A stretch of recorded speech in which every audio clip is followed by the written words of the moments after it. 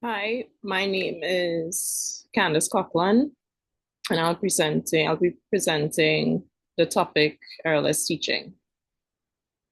The title of this presentation is Errorless Teaching, a Non-Aversive Approach to ASD Intervention. Introduction to Errorless Teaching. Severson and Carr 2012 explains errorless teaching. It's a way of teaching that helps the learner to get the right answer from the start. The instructor gives immediate help, which are prompts, so the student doesn't guess. It helps learners to build confidence and success early on. Often used to teach individuals with autism or developmental disabilities, developed as a response to high error learning models. And this just simply means that long ago, the high error learning models, that is, long ago, errors were easily made. And with the error teaching model, that it eliminated that.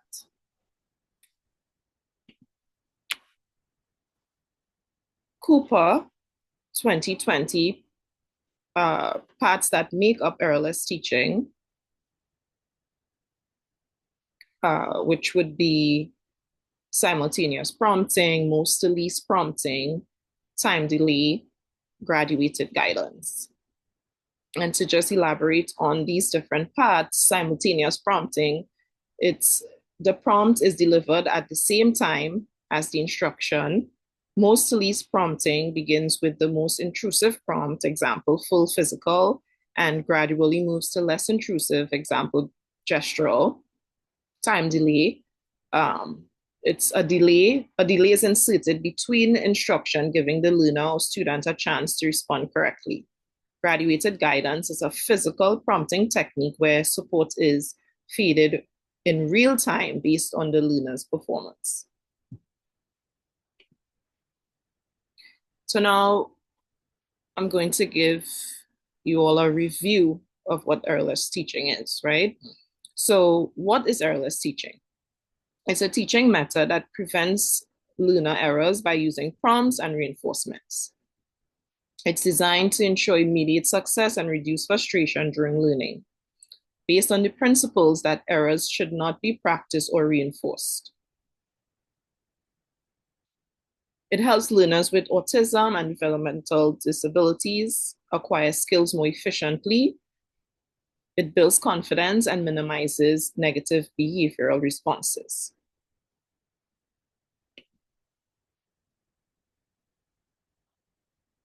So to continue reviewing, I'll give some examples. So an example of simultaneous prompting would be the instructor would say, "What is this?" Shows a picture of a dog.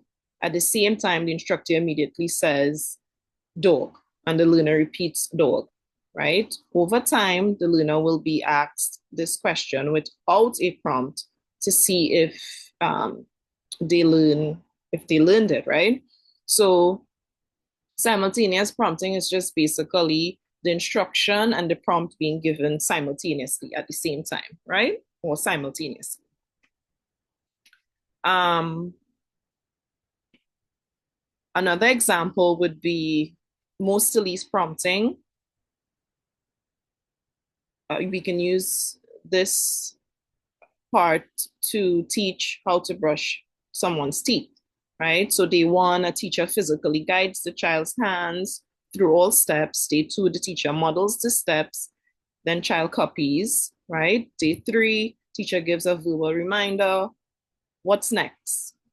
Now by day four, no prompt is needed and the learner brushes independently, right? That would be the expectation. Another example and another part of errorless teaching would be time delay. The therapist says, "What shape is this?" it would show a shape of a circle.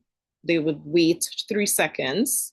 If there's no response, then the therapist would say circle, right? Over time, the student will start answering before the prompt.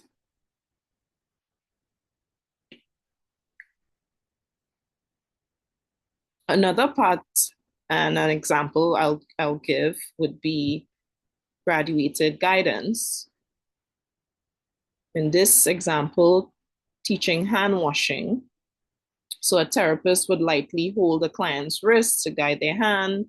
If the client starts doing it on their own, the therapist loosens grip. If the client hesitates, then the therapist provides more support again. So prompts are fed in real time,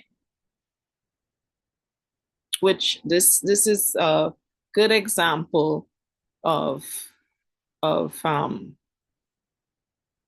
of errorless teaching being done in a real time situation.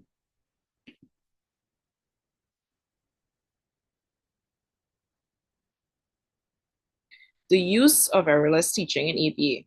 Errorless teaching in ABA practices, it's used for teaching communication, academic, and daily living skills. It can be applied across settings, home, school, clinical. It's tailored to individual learner needs.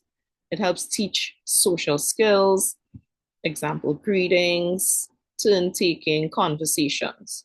It supports behavioral compliance training, example, following directions without frustration. It can be implemented by stakeholders with proper training, example, parents, therapists, teachers.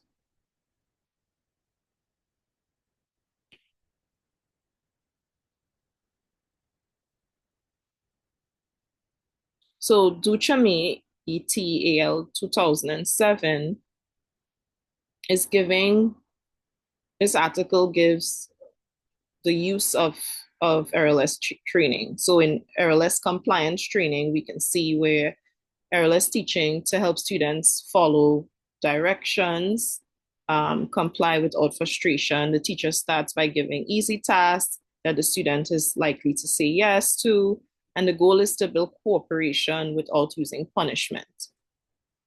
Slowly, more difficult, of less preferred tasks are added over time.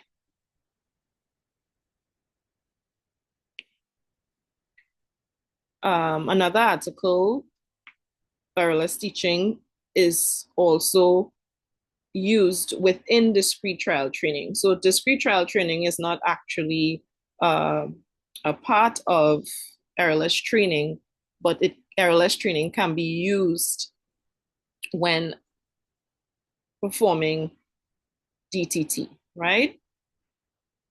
So teaching is structure format using errorless strategies. This is how this would be done when performing discrete trial training.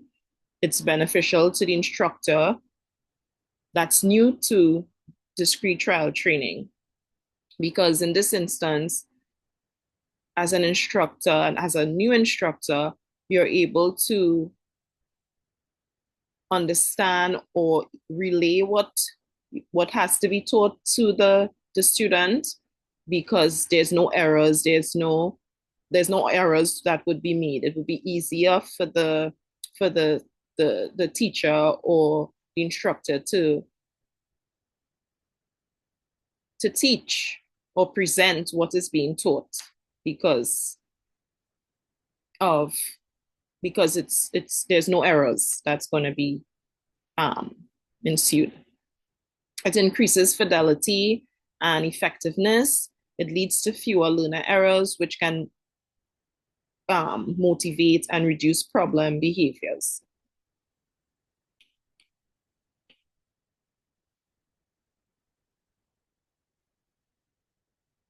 Technology and errorless teaching is a major part of this, and it's important because we see where a lot of students prefer technology. So it's an integration of speech generating devices, It supports communication skill development. Tablet-based tools support efficiency. The use of immediate prompting within apps increases accuracy, accuracy in manned and intraverbal responses. Technology combined with errorless strategies promotes independence.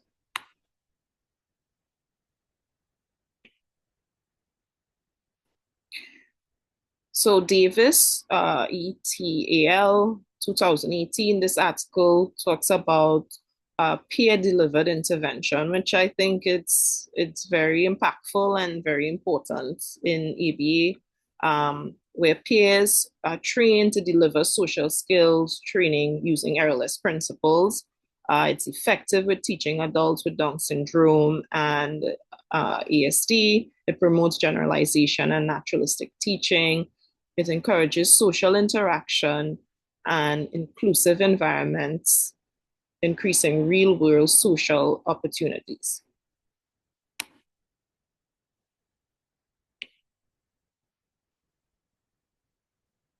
So for practical and ethical implications of errorless teaching, this article also spoke about or mentioned the practical implications of errorless teaching. It increases instructional control and learning momentum. It requires training and planning to implement correctly, right? Potential for telehealth delivery.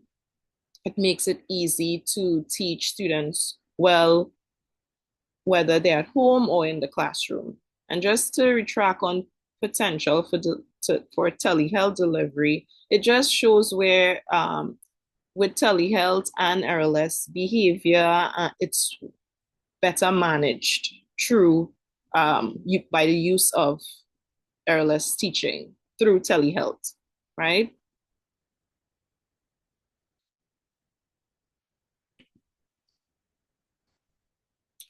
On the ethical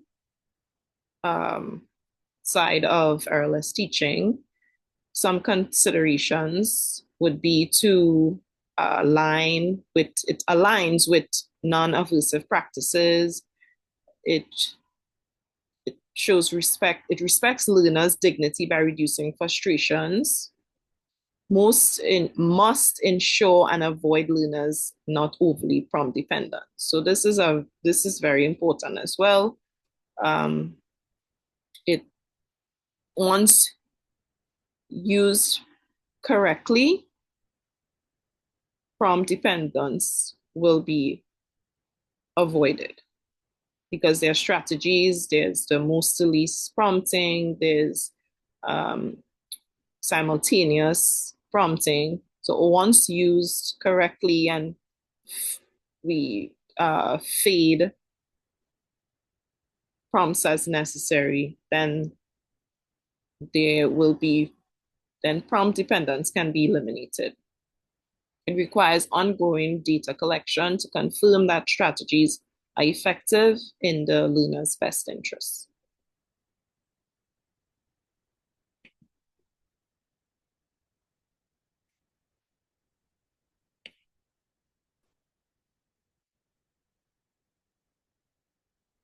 Future research directions,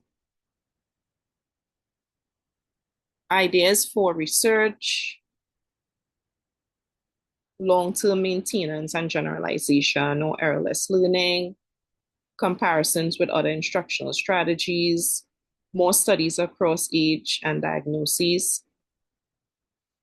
its potential for AI, artificial intelligence, assisted prompt feeding example. And a good example would be a computer or an app can track how well the learner is doing and automatically feed prompts when the learner is ready. These are some of the references that are cited in my presentation. So you all can take a look at that. Most of these articles were very insightful. I hope that I was able to impart some knowledge about Errorless teaching, and I was helpful to doing that. Thank you very much.